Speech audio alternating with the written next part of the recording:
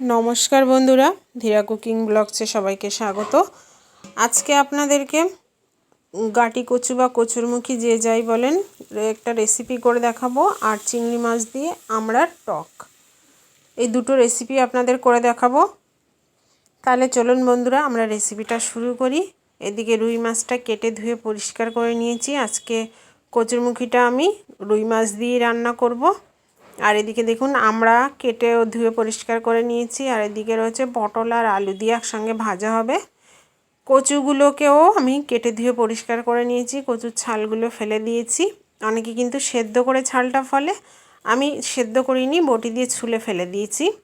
এদিকে মাছগুলো নুন হলুদ মাখিয়ে ভাজা শুরু করে দিয়েছি। সব মাছগুলো আমি হালকা লালচে করে ভাজা করে নেব। দেখুন বন্ধুরা কিছু মাছ ভাজা করে নিয়েছি আর বাকি মাছগুলোও ভাজা করে নেব। ওইভাবে মাছ ভাজার যে তেলটা রয়েছে ওই তেলের ভেতরেই আমি ফোড়ন দেব। এক্সট্রা তেল আমি দিলাম না, কারণ লাগলে সে দিতে পারেন। দিয়ে দিলাম গোটা জিরে আর তেজপাতা ফোড়ন। এটাই হলো তরকারির মশলা, আর কোনো মশলা আমি এখানে দিব না। কচুরমুখীগুলো সব দিয়ে দিলাম, দিয়ে হালকা করে ভাজা করে নেব। নুন হলুদটা একটু পরে দেব, একটু নাড়াচাড়া করে নিয়ে তারপরে নুন হলুদটা দেব। এবার দিয়ে দেব পরিমাণ মতো নুন আর পরিমাণ মতো হলুদ গুঁড়ো। হলুদ গুঁড়ো দিয়ে আর নুন দিয়ে নাড়াচাড়া করে খুব ভালো করে ভাজা করে নিতে হবে একটু সময় ধরে।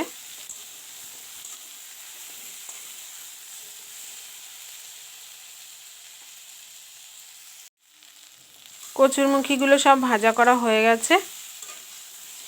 এবার আমি এর ভেতরে পরিমাণ মতো জল দিয়ে দেবো, যার যেটুকু প্রয়োজন। তবে কচুরমুখীগুলো খুব ভালো করে ভাজা করে নিতে হবে কিন্তু, তাহলে তাড়াতাড়ি রান্নাও হয়ে যাবে আর খেতেও স্বাদ লাগবে। পরিমাণ মতো জল দিয়ে দিলাম।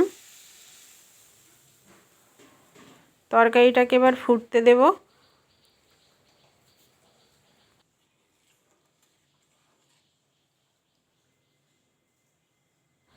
তরকারির ঝোলটা কিন্তু ফুটে উঠেছে। আমি একটু নাড়াচাড়া করে আবার ঢাকনা দিয়ে কচুটাকে সেদ্ধ হতে দেবো। এর ভেতরে কাঁচা লঙ্কা দিয়ে দিলাম, চেরা কাঁচা লঙ্কা। ঢেকে 10 মিনিট মতো রান্না করব।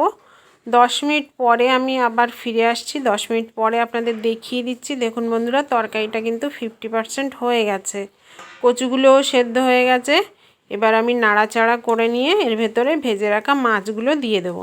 খুব ভালো করে খুন্তি দিয়ে নাড়াচাড়া করে নিচ্ছি। কচুগুলো কিন্তু প্রায় 80% মতো সেদ্ধ হয়ে গেছে। এবার ভেজে রাখা মাছগুলো সব দিয়ে দেব।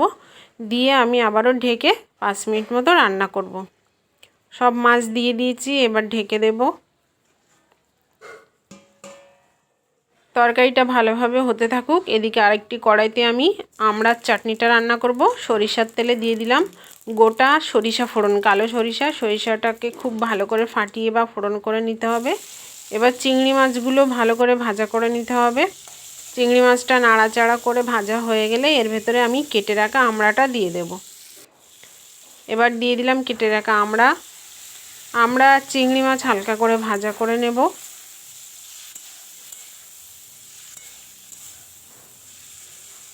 দেখুন বন্ধুরা আমরা চিংড়ি মাছ অনেকটাই কিন্তু ভাজা হয়ে গেছে, খুব বেশি কড়া করে ভাজার দরকার নেই। এবার এর ভেতরে পরিমাণ মতো জল দিয়ে দেবো, যার যেটুকু প্রয়োজন ঝোল যেটুকু রাখবে সেটুকু আমি দিয়ে দিলাম। দিয়ে এর ভেতরে আমি দিয়ে দেবো পরিমাণ মতো নুন আর হলুদ।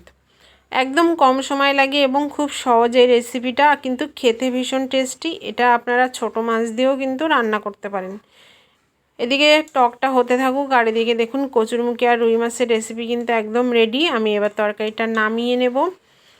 অনেকে কিন্তু অনেক ধরনের মশলা দিয়েও রান্না করেন, একদম মাংসের মতো করেও রান্না করেন। আমি একদম কম মশলায় এই রান্নাটা দেখিয়ে দিলাম। এবার তরকারিটা নামিয়ে নেব। তাহলে গাটি কচু বা কচুরমুখীর তরকারি একদম রেডি, রুই মাছ আর কচুরমুখী। আর এদিকে দেখুন আমরা যে টকের যে ঝোলটা সেটা কিন্তু ফুটে উঠেছে।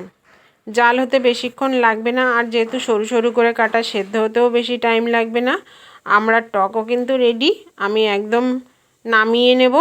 আপনাদের দেখিয়ে দিলাম চিংড়ি মাছ দিয়ে আমড়ার টক আর গাটি কচু আর রুই মাছের তরকারি। তাহলে বন্ধুরা আজকে এই পর্যন্তই। আপনারা অবশ্যই ভালো থাকবেন।